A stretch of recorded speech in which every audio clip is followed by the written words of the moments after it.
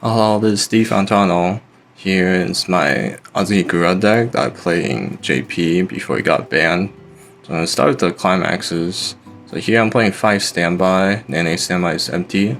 The reason I'm playing 5 standby is because ideally the game you want to play is 1 standby at level 1 and 1 standby at level 2. So 5 standby is here to draw 2 of the standby. Pants you can hold from deck 1, so you only need to play 3, and then also you have 4 CX swamps, so it's easy to get pants. And level 3, we're playing 4 Gura as your combo. Marine here, you're not playing the combo, you're only playing the check 3 add 1, because it's a soul trigger, so it's a 1 stock check 3 add 1 in case you don't have Climax in hand. And then here I'm playing 2 stock swap. I'm playing 2 because the deck gets a lot of stock, a lot of times it gets buried, so it's hard to find. But this card doesn't come out that often since you need 8 stock for triple Gura. So this is only for backup, then you can't guarantee hit climaxes. And for level 2, you're playing 4 Ame. This is your go-to standby target level 1. Basically lets you cheat 2 stock. You can even play more from hand for additional 1 stock each. And then if you trigger more standby at 1, you can also get a second one out. This card is pretty silly because it can generate use resources really fast to set up Gura. And the other 2 we're playing as Miko. This is on play you can ditch 1, salvage 1, so it's basically a 1 cost drop salvage. You don't play it for levels. This is for in case you didn't set up your hand. For example, you didn't get 2 Gura, you couldn't get 2 Gura in hand. This is your backup plan to grab Gura or other pieces that you need at level 3. And level 1, we're playing 8 level 1s with soul triggers. Kelly here just 5/5 vanilla, you're not playing the combo. And you're here is a Bringstorm, and it gives 15 mid off. And at level 0 here, we're playing 19-0, which is 1 more than the usual does. So the 1 additional card is the Polka. This one's on Magi, and when you play CX and bounce the hand, check top, get 15. Get 15 is icing on cake. And Amagi is better than Bringstorm most of the time, so you can do Amagi where you need additional hand.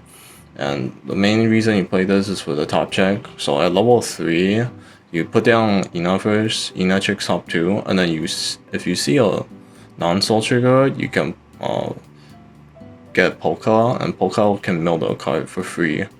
And this is like a very common set at level 3 to guarantee your Gura burns. The Forlami is pretty standard.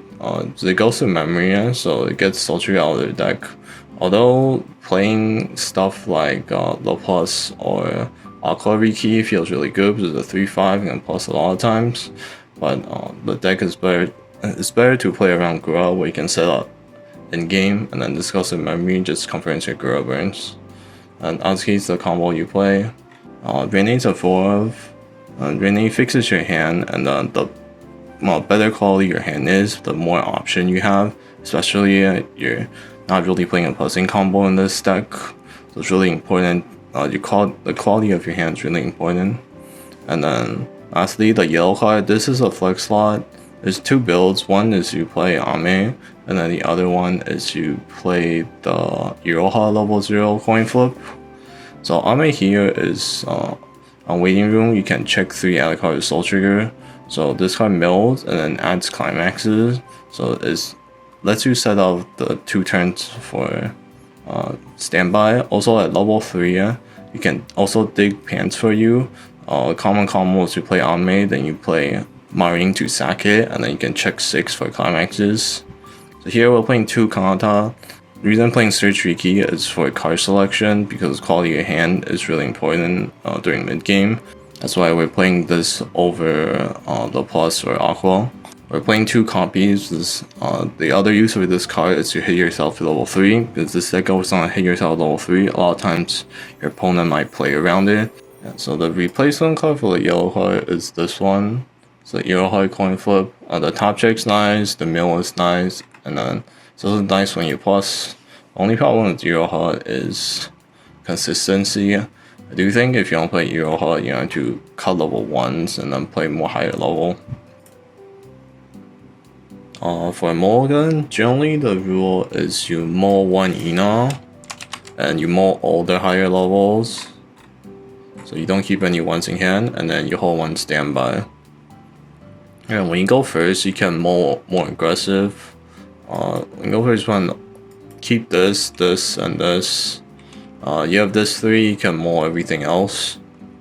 And the best card to open with is obviously Ame. Lami, I try not to open it going first because it's a beater and it's weak on defense. It's better to just play in a turn 2.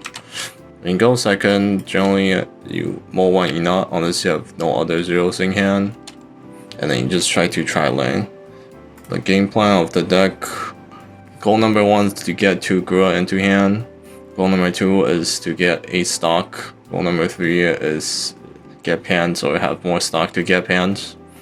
So generally speaking, once you draw Gura, you try not to ditch it, and then if you don't have Gura, you search it with AZKi combo. It's probably the first thing you search with AZKi unless your hand is brick. Deck is better going second because a lot of times you want combo on turn 5, and then going second gives you 2 more stock. This deck breaks the fundamental of the game. The reason being, the deck doesn't care about deck control. The whole game plan is to have enough resources to resolve triple Gura, and then if you always hit 3 first, then you don't need to spend your resources on deck control. And level 3, you just coin flip between killing your opponent or not.